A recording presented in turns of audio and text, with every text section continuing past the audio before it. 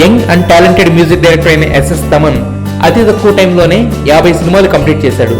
Star హీరోల సినిమాలతో పాటు ఫ్రెండ్షిప్ కొద్దీ చిన్న సినిమాలు కూడా చేస్తాడు.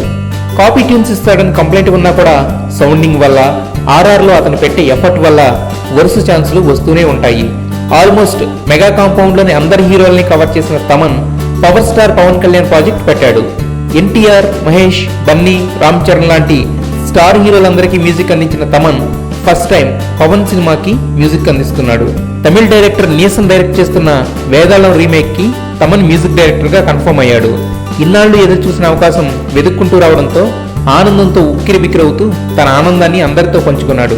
ఇక సీనియర్ హీరోల్లో కూడా ఇప్పటికే వెంకీ, నాగ్, బాలయ్యలకు మ్యూజిక్ అందించిన తమన్ మెగా బాస్ సినిమా కోసం వెయిట్ చేస్తున్నాడు.